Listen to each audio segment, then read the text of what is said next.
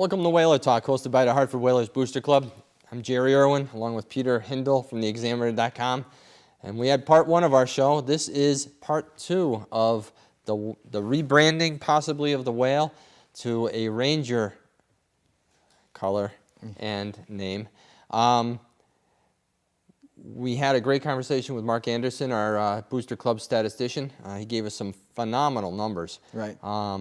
And tonight, the second show, we have Hartford Whalers member and past president Al Victor, and he's currently the treasurer of our club, on the phone with us to have another telephone interview tonight. Alan, thank you for joining us, and it's been kind of frustrating the last couple days hearing about what the Rangers and Global are trying to do here. It certainly is.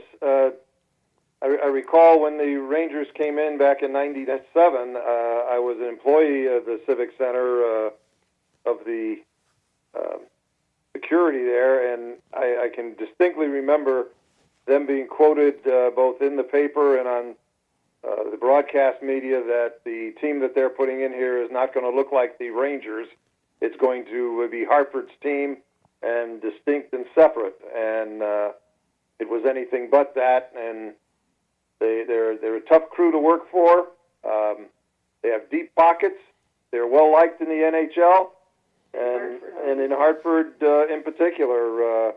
They did come to the rescue of Hartford when they were looking for an AHL team to come in, and when they first started, it was a good relationship both ways. The attendance was very well, was very high in numbers. I remember the opening night had close to 14,000.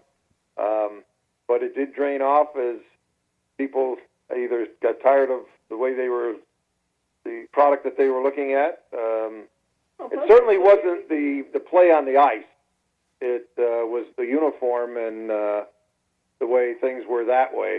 The product that the MSG put on the ice was by far a superior product to most AHL teams. MSG stocked their club here in Hartford very well. And, that's the other, we talked about it earlier in the first half of our show, and that was, you went to the show or the game, and it was, 13,000, 10 to 13,000 for, Game 7 against the Providence Bruins, where they ended up winning the Calder Cup that year. Yeah. And there was the sense of electricity in the building, and good for MSG back then. But you're right, it did wear off. Those veteran players that the Rangers had down there went on to doing other things, and then we started to get the youth in, and then the polish came off of the China, and it was an AHL club. And and correct me if I'm wrong. We were an NHL city for so long. Now it's like you were driving a Cadillac and now you have a Pinto. Come on. The people of Hartford, Connecticut deserve a major league city. We had one for so long. And Al, you were there for many, many years with the Whalers, our forever 500s. What do you see with the differences in crowds? Well, absolutely that. When they first came, everybody was excited and they wanted to get on the bandwagon and go along with it. But just as you said, we had the Cadillac, which of course is our Whalers, and now we're driving a Pinto, and it was just that. The people were used to NHL caliber play. And while the players they played their best, they tried hard, the people could see it was not the same as what they were used to looking at. And let's face it, when you look at the NHL as versus American Hockey League, it's no different than any sport. If you look at baseball and you look at the Boston Red Sox and you go to Pawtucket, it's different. It's the same game, sure it is. It's baseball, but they're not the same players. You don't get the feeling that you get watching the major league sport, and that's what people started drifting away and putting their entertainment dollars in other venues, going to the colleges that we have. Trinity has a great program. Quinnipiac now is ranked #1 in the country. The people went other places with their money because they were used to seeing top-notch hockey players, and the organization, while it wasn't a top-notch organization. They maybe did some things wrong when the Whalers were here. It was still the NHL. The players that we saw come through here and play from the other teams, it was just wonderful to behold, and it just drained off. Well, and the other thing is when you had the NHL here, you had Wayne Gretzky coming in, Mark Messier. You had the Bruins when they had Janney, and they had Reggie Lemlin in goal, and Terry O'Reilly, and you had star players on each side, and when these AHL clubs, not that it's bad hockey, it's good hockey, it's just not to the same caliber as you said, but you're getting to see other players from other teams that are all-stars. Right. And I think we followed them more on an NHL level, and that's what was worth the price of the ticket, really. Right. What do you think, Pete? Totally agree. I mean, that's the difference of it. In terms of we're an AHL market now. That's what we're going to be. But and Al, I think you'll completely agree with this. I mean, a lot of Ranger fans tell me, well, they have every right to name the team Rangers. Well, sure, they have every right, but in the real world, isn't the customer always right? And in this market, the customer's saying, we want green. Right. We want Connecticut whale. So the Rangers are really kind of, in terms of running a business, I don't know if this is the way you want to do it, where now you've been here, you're looking at a new deal, and now you're going to revert or really, kind of go back with inside yourself. I mean, right. I mean, the change, Al, you spoke about it the other day. You made a great comment on Channel 3 when John Holt did his Sunday Sports Replay there, and it was, if I can read it, it's I, for one, do not understand why Connecticut hockey fans have to continually fight to get New York to respect and honor our place in hockey. Why is it like reinventing the wheel every time someone new takes over? And now, what's your reaction to this whole thing? That's absolutely right. Let's look at when they did come in back in '97. The Civic Center was stripped of anything Whalers. No banners, no plaques, nothing could be in that Civic Center, down to the point where they would not let me wear a Whaler high tack on my uniform. That's how nitpicky they got when they came in here. And that was MSG. To. That was MSG. MSG, right? Absolutely. When they ran the Civic Center, because they brought the team in and they ran the Civic Center, they wanted everything gone. No reference to Whalers at all. Mm-hmm. Granted, down the road, they put the banners, the retired numbers back up. When their numbers dwindled. When their numbers were dwindling, they tried doing this. Well, that's the same thing as what happened this year. Now that Whaler Sports is out, you saw that AEG wanted to continue and tell people that they were going to push the Whaler brand and keep the whale going and promise the world. And again, we've seen anywhere from a 20 to 30% decrease in attendance. Right. I think one of the Wolfpack's greatest nights in attendance, I think it's their second, it's one of their top three, was January 6, 2006. And the only reason that that's in the top three is because that was Whaler Appreciation Night. Right. So it's just, I mean, it's you talk about not being able to see the forest for the trees that's right in front of you. Right. I mean, how many years does it take before the Rangers realize they should probably go with the Connecticut Whale brand? And really, you have a bigger problem is why is it taking our governor and our mayor of Hartford so long to see that they just want to dump a team here and have us pay money to go see a New York club? And really, that's what it comes down to. Right. The governor's been there, the mayor's been there. They make their appearances, but up until all of a sudden, Whaler fans, hockey fans started jumping all over social media in the Hartford Current because of what was going to happen if we lost hockey for the first time in 38 years. And the governor and the mayor do not want anyone to lose hockey on their watch. Right. Especially of our proud tradition here with the Whalers. Yeah, absolutely.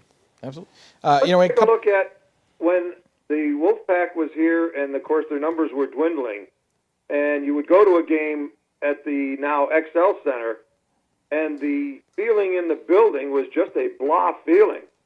when Howard rebranded the team the Connecticut Whale, the feeling in the building was just a 180-degree turnaround. People were excited. The fans, the players knew it. The players made comment on it. The difference on the vibe in the building. And the knowledge of the fans. The fans were more knowledgeable about the game. Oh, absolutely. Well, they got into it. My wife, Diane, has joined me. Oh, yes. Hi, Diane. And the other thing is, what was also happened is you saw all those Whaler fans who now have children who they want to raise as Whaler fans. And this is a pivotal point, whether the state understands that or not, that we now have a next generation of Whaler fans that have to be bred correctly. We have to bring them up as Whaler fans because it's our tradition here in Hartford. And to have them change again back to another brand, Wolfpack, Rangers, whatever they're going to call it, is just not the right thing to do. Yeah, it doesn't work well when you change the brand a lot. I mean, if you just got to look up at Springfield, they've had the Oilers, the Lightning. I mean, they've had ridiculous. Now they got the Columbus Blue Jackets. I mean, in the last 10 years, they've had a bunch of different teams come in there, and they're consistently in the bottom of attendance. Granted, they have a much smaller building than the XL, but it's still 6,000 people that it fits, and they're always at the bottom. They're always at the bottom. Yep. It's really sad. They've got a team that's leading the division. Right. Not the league. I'm not sure. Points-wise, No. they're right up on top in the league. Yep. They're still having attendance problems up in Springfield. Right. And that's sad. Well, you know what? Landon does a fine job up there, and he's not being rewarded by the attendance. You know what? If they change this to Rangers, he'll do fine next year, it sounds like. I got another comment here from Facebook from Rick Marks who says, if you change the name, I'll take my 2-season tickets and all the money I spend on concessions and take my business to Springfield. I can't tell you the amount of times I've heard that. When you have an AHL market this is another thing that the Rangers need to think about. You've got AHL options around here. It's not like you could just change the brand and say, well, they have to drive over an hour to get to the next team. We can go to Springfield, we can go to Bridgeport, we can go to Worcester. And people have told me they will. So, I had a guy tell me he'd go all the way to Worcester to see games. Yeah. And he's from Springfield. Right. I'm like, really? Yeah. So, there's a lot of irritated people out there, and, what have you heard anything out there, Al, with what's going on? Absolutely. People have been sending emails to Mr. Russo and the CRDA, and they've been copying me on it, and that is exactly the same theme that I am seeing in the letters that they're sending, that they're not sure if they would be back if they rebranded this team again back to either the Wolfpack or the Rangers brand, that they agree that the excitement and listening to Brass Bonanza and seeing the colors, that's part of their experience at the XL Center, and they don't want to, if it's gone, they're gone. Right. From Hartford to Milford they've been from all over the state. all over the state. That's great that you got that type of response, and and thank you to you guys for helping us out with that. The Twitter, the social accounts, the social media accounts are just they've been great. They've been blowing up. It's great. Yeah, it's a great way to get in touch with people, and you really get a good feeling for who's out there, who's listening, who's paying attention, and it's a good litmus test for us because if we saw a ton of Ranger fans saying, hey, we'd love to see Connecticut Rangers, well then maybe we would feel like maybe that's the way that they want to go, but we're not seeing it. We're seeing the exact opposite. So it's almost like you're seeing a 90-10 split. It's right, not even. It's not a 50-50. It's not a 60-40. No, it's really very it's one favorable. way. So it gives us a moment to cause, and we want to try to be a voice that at least hopefully the Rangers will hear us. Well, And, the Rangers and say, well, are it's a global. good idea. Yeah. Global right now has to sign that Right. agreement with them. Their contract is hopefully it's only 1 year. If it's 3 to 5 years, then they need to keep a 5. If it's a 5 year, then you need to keep that name because you're not going to get the fan. You're not going to get the fans in that building. Right. I don't know what's going on. The thing that I've seen out there, and correct me if I'm wrong, Al, is whether it was the lease situation or the rebranding situation. This time, the fans feel extremely disconnected. Oh, absolutely. And there's two things that have brought the fans back and make them feel better. One of them was the rebranding. The other is the comfortableness they see with the Booster Club table being on the concourse, that they can come over and talk Whaler hockey and not feel intimidated. Right. Back when it was Wolfpack, Whaler fans really felt intimidated to wear their Whaler jerseys and jackets and shirts and hats and things. And now they don't. Now they feel that we are making strides toward making the XL Center their place to go, and that the team is more their team. And if they put that back the other way, they are just going to alienate the fans that they are trying to bring in. Right. I know that, Peter, you were saying that it's not only Whaler fans that feel this way on the rebranding. Didn't you get a tweet from a Ranger fan? That is absolutely correct. I was just going to lead into that. Here we have Chris H.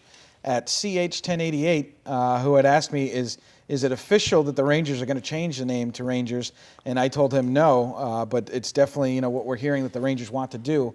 And his response to that was he just tweeted the Hartford Whaler Booster Club and said, "Yeesh, I'm a Ranger fan, but I love the Whalers/Whale, and they better keep it." So, I mean, here's a Ranger fan who's telling us that, he appreciates the Hartford hockey tradition, and the colors and what the XL Center was about and has been for a long time. And that's, it's a fine thing to bring up because, Dennis House had the CRDA on. Yeah, Michael Freeman. Yep, the other day, and I think it was a great conversation. You could tell that obviously Michael, as well as the state, has apparently spoken with the NHL because Right. he made some comments that would lead you to believe that the NHL wants hockey back in Hartford, Right. On a major league level. Right. Yeah, let's just give some credit where credit is due. The reason the NHL feels that way is from Howard Baldwin. Howard still maintains a good relationship with Gary Bettman and the powers that be in the NHL. Not to mention the team owners and stuff. Howard got us on the right track, always with the idea that we're headed back towards the NHL. Right. When he came back into the market, that was his theme. When he met with us and told us of his plans, that was the theme, was build the market back up so that we can get back into the NHL. And the reason the NHL is taking us seriously, and make no mistake about it, is because of Howard Baldwin. And it's been said, I haven't got the written quote, but it's been said by a very reliable source that if the NHL does come back into Hartford, it's going to be through Howard Baldwin. Yes. We firmly believe that, and we back what Howard Baldwin has been doing and continues to do. Howard has not gone away. No. He's here, and he will continue to work towards the NHL. Right. Yes, we have also heard that as well, and and that's the other thing. When Howard was here, he believes in the city. He believes in what where the state's moving actually with regard to the AHL. They kept the AHL in here, and that was a very, very important piece of the puzzle, is to keep the hockey here. And Right. it seems like the CRDA is really working for the people now. Right. That's an excellent point because, and Al, I wanted to know if you and Diane caught this as well at Michael Freeman's interview with Dennis House on Face the State on Sunday. And this is the most positive thing I've ever heard from any official within the state. He actually said when he was asked about the XL Center, he said, it's a building that the NHL probably wishes they hadn't left. Which, No, I did not catch that. yeah, Yes. which is something. I mean, for a guy, when Dennis House did ask him earlier, he said, "What should have Hartford not done in the last 25 years that they should have done?" I'm sorry, and he had no comment on that, but yet he comes out and says that the NHL probably wishes they. I mean, you don't really say that kind of comment unless they've maybe intimated that to you, or Right. along There's those been lines. conversations behind. I think there's behind been the a lot of scenes. conversations. It Well, sounds like it. But we also know there's several teams that are going to be on the bubble pretty soon. Right. The economy's not helping. The strike did not help anybody. Right. So when you look at what's going to be happening soon, is it going to be a major league city? Are we positioning ourselves to be one of those Right. those cities discussed? Right. We have a And- busway. Yeah, we have a busway. And the other thing is now we have a commitment as part of this contract or this lease with Global that they have to plug in big money Right. to the XL Center. That's right. And you can look at it and say, well, that's just because they need to do something with the XL Center, or you could say, are you making it major league ready? Right. That's what I get out of it. Maybe they're Right. making it. They're making this new lease to get ready for the NHL. Right. There's a good right. possibility. Yeah, and Michael Freemuth even said more in the interview that it's going to take about $16 million to upgrade the building in terms of restrooms, concessions, that type of thing. From there, he said if you wanted to, I think he said if you wanted to make the building NHL ready, you could do $30 million. He goes, but if you want to reboot the whole building, it'd be $100 million, which sounds very familiar from a plan we heard from Howard Baldwin in November of 2011. Which his offer was 105, I think. It was 105 million, and that was to do outside the correct. XL Center. And the other thing you have to remember is part of Global's future endeavor is to create what they've created down at the Wells Fargo Center, and Right. that's that Xfinity Live, but it's going to be called the Hartford Live, and that that's part of their Right. thing to make it an approachable place and Right. a nucleus of the city. Right, and So- it was even Michael Freemuth who also said when about the NHL, he said we're not currently bidding for a team. However, we're open to a team. And they said there was two. Yeah, two, and he said that there were 6 or 7 cities looking. But the other thing that he said that was kind of interesting was not to just mention about I can't get over the fact that he said the NHL wishes it was still here, but he said we're working with Comcast now. And he said they're intimately involved with the NHL because they have that huge TV contract. Yep. He also said that they have, well, of course, they have a seat on the board. Sure. And they also have a team. So, the Hartford is very tapped into the NHL more than it ever has been since the Whalers left. I mean, that's pretty, relevant. It's Sure. right I mean, there. Al, you've been through this many times, the ups and downs, the peaks and the valleys. We don't know what's coming next. We don't know what's, but every time it seems like, the Whaler name or the Whaler logo is kind of rested in peace for the last time. You see someone walk by with the jerseys on, and we have a couple jerseys here tonight hanging up behind us. And then all of a sudden, there's a conversation that rekindles about the NHL returning to Hartford. Yes, I believe that Howard Baldwin has kept Hartford in the loop when it comes to conversation with regard to the NHL and keeping us on the radar with Gary Bettman. Right. So. Right. We did here. So keeping it even here. Now there's another tweet. Actually, this is a comment on Facebook from David Marshall who says, "Please, the Whalers, it's only a name. You watch the team, not the name. The AHL team should wear the same colors as the NHL team." So there's a guy that has, a different opinion. But Sure. that's the only one out of about the 15 I've got since, and I sent this out to Twitter, Facebook, to the Whaler current message board, and that's the only pro-Ranger response I've gotten. So, that's just another example, though, and that's, kind of like a small study, but it really encompasses what we're seeing in a larger, grouping. So. Exactly, and that when you get into, and that's a very, it's a logical response, Right. and I don't disagree with that. Being Sure, if it's I was opinion. a Ranger fan, I would think of that too. Right, I would agree. If I wasn't a Whaler fan for all of my life, yeah, I want my green, I want my blue, just like he wants. Right. What he said, and you're right, fair and balanced. We're trying to do that. Yeah, are we pro Whalers? Yeah, we're pro Whalers. Oh yeah, but there's no question. But, but, we'll listen. We definitely will. And like I said before, it's always about what you're going to spend your money on. If you don't want to spend your money on, the Ranger experience, well, that's your call. You're Yeah, totally. it's You your can't money. ask people to Right. support something that they're not. They don't Comfortable have the doing. heart for. I mean, Right. sports is an emotional thing. You can't just tell people support the team you have because. There has to be something in it. And at the minor league level, you need the buy-in, you need the promotions, you need the gimmicks, you need, Right. that's where we are. Right. So, do you have the email addresses for these guys, Frank Russo and, or is it on I our? will have to take a look. Okay. And see if I can As find you look it. that up, we'll continue with the letters. Obviously, we Alan, Diane, Victor.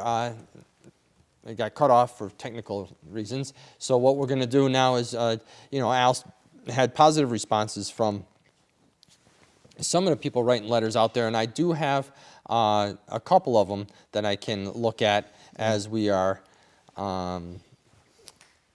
standing by for. Yeah. Did you find it or no? We have a couple of, let me see here if I got the right one.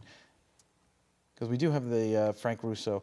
You can also find it if you go to globalspectrum.com and under the Contact Us, it is there. But let me see if I can find the address for him. And you have Frank Russo. The other one on Facebook is My NHL Includes Hartford has been very vocal with the comments, and we appreciate who's running that particular page. Right. It's benefited us and helped with the Whaler Nation, and Mark Walland, who created Whaler Nation, did a great job. And people talk about colors, they talk about logos. I mean, look at this. This is Whaler hockey, and this is Whaler country. When you look at our T-shirts, it's our place. We have this one that was. You have Whaler Nation, and of course, when you sit there, you can bring back the whale, and this is what it's about. This is our identity, and when you look at people trying to change the name. It's our community. It's our community of people. It's what the Whalers, they did for charity, and we continue to do as charity. We have just about a minute left in the show. Is there anything you'd like to add as we now come to our first program where we've actually used the social media? I think it's been a great great exercise in seeing who's out there with us. Right. I think it's just you can contact the CRDA if you like. You can look up Global Spectrum to contact Frank Russo if you're interested. I would just say that this is all about trying to get people into the building. That's all it's about. It's not about Rangers versus Whalers. It's how do we get people into the building? And it's about us. It's about all of us really working together. All of those Whaler fans out there that don't want to go watch the Connecticut Whale or the Rangers farm, the baby Rangers or whatever we're going to call, people call them. It's all about us working together. How many times have laws been changed because everyone gets together to do things? Right. It's the same thing here. The people will be heard, and obviously with the social media, with the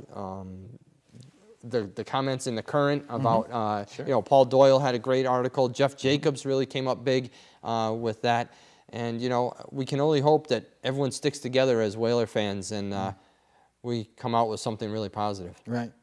So you ready? I am ready. We'll check you next time. Check you next time on Whaler Talk. That was good.